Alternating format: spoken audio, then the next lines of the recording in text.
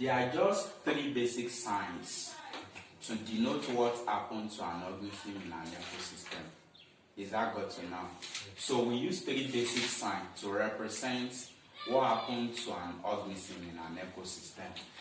We use plus sign, minus sign, and zero. Is that got to now? So plus sign represents gain, minus sign represents loss, and zero represents unaffected. Is that got to now? So organism that gain from the association is represented with plus sign. The one that lose to the association, to the biological association, is represented with minus sign. And the one that are unaffected, they neither gain nor lose, they are represented with zero. Are you getting it now?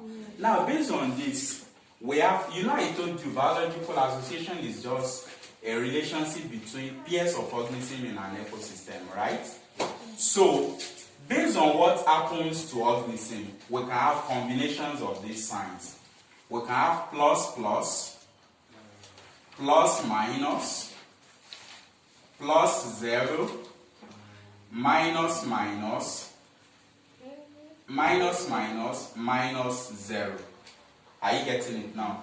So, this is organism A and this is organism B. Is that clear now? Plus plus represents a biological association in which both organisms that ventured into the association gain from each other. Are you getting it now? It is a win-win relationship. A gain from B, B also gains something from A.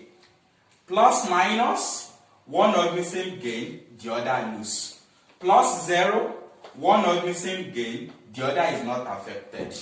The other do not gain and do not lose anything. Minus minus, both organisms lose to the association. Then minus zero, one organism lose, the other is unaffected. Is that got to now? Now let us start from plus plus. What popular type of biological association can we find under the plus plus association?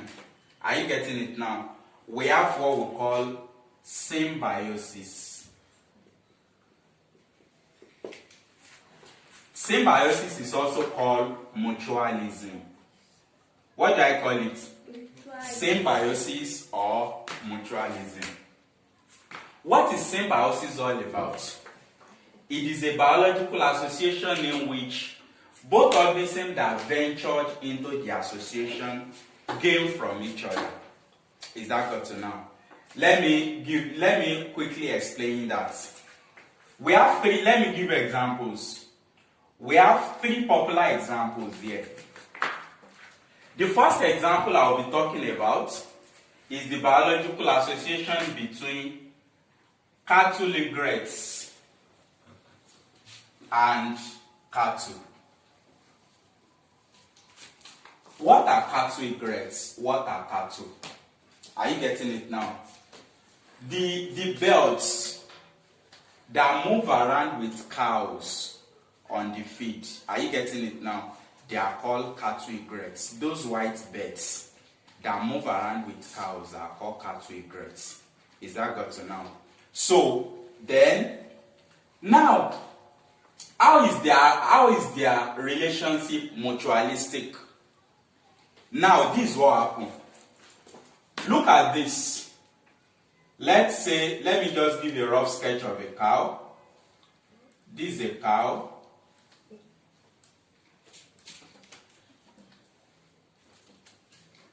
Are you getting it now?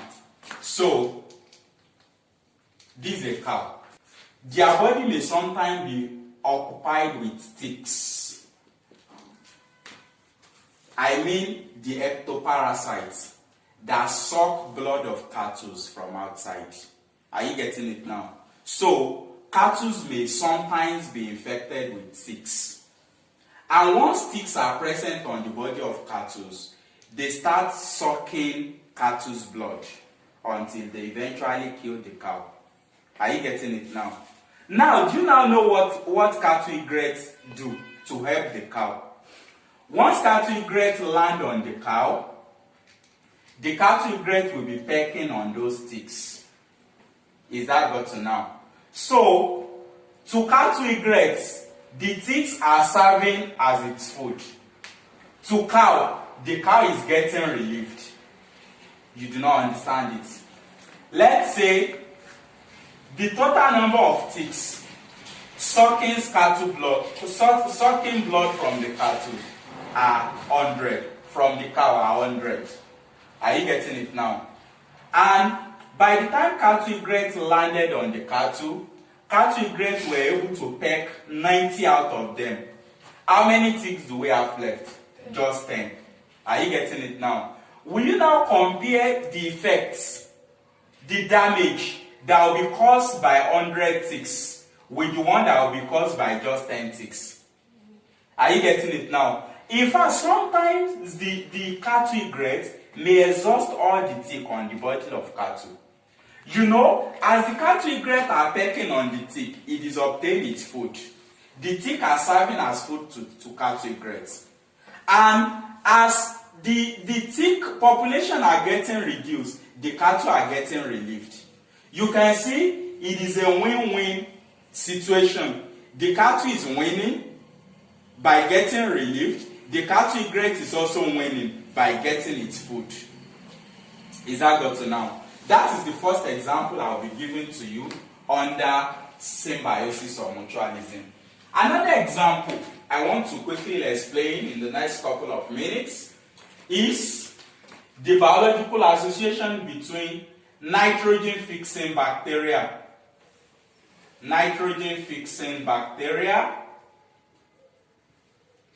and leguminous plants.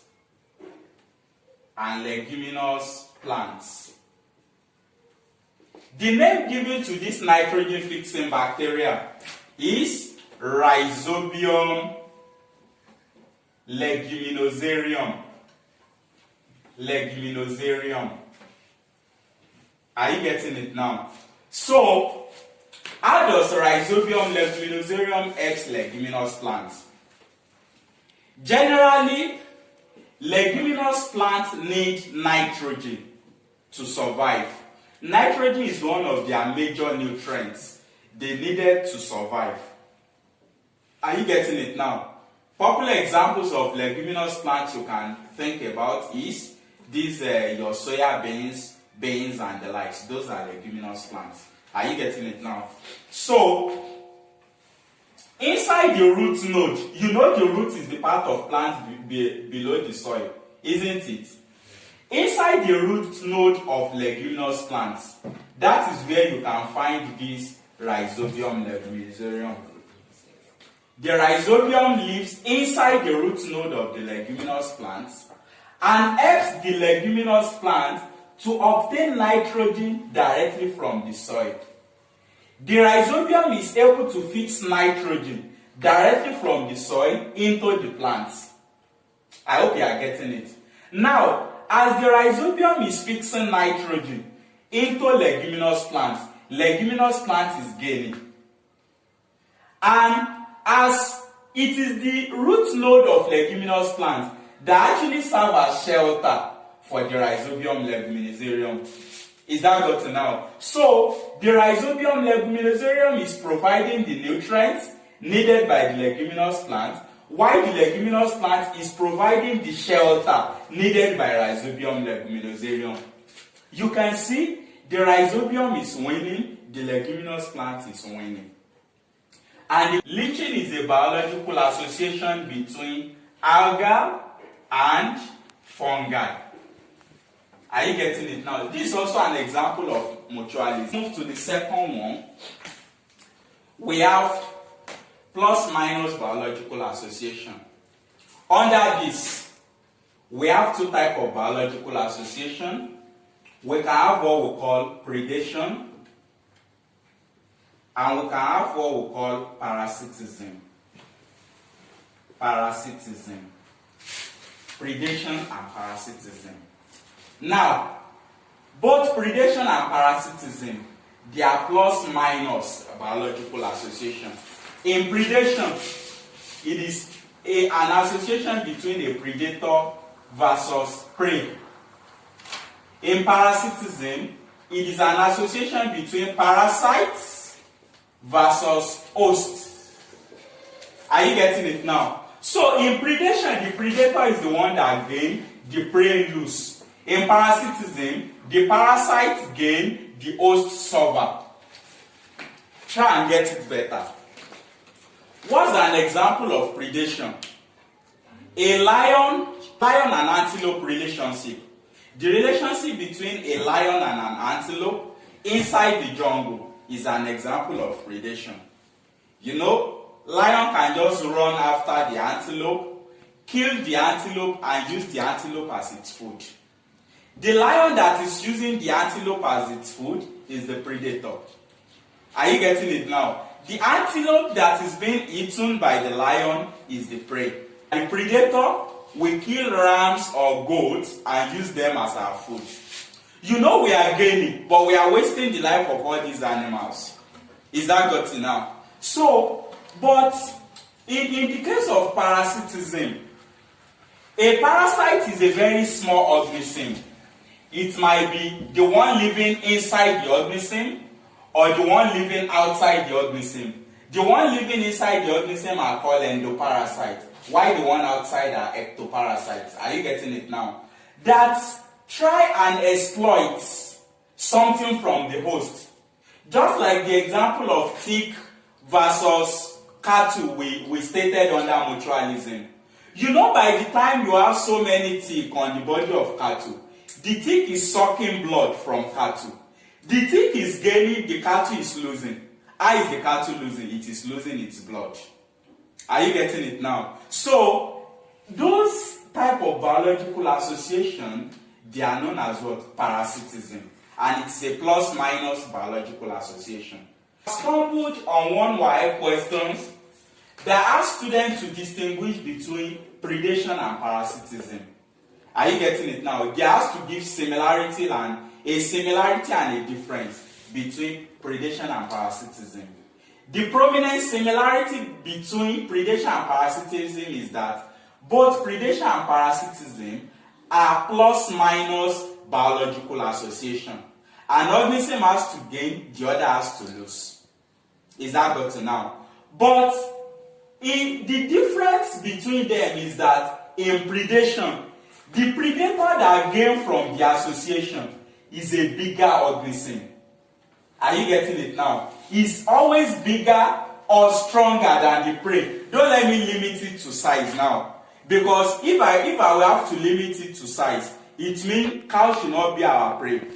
You know cow is bigger than us, and cow is our prey. So that's why I don't want to limit it to size. Is that got to now? It is either the predator is bigger than the prey, or the predator is stronger than the prey. Is that got to now? But for parasitism, the parasites that gain from the association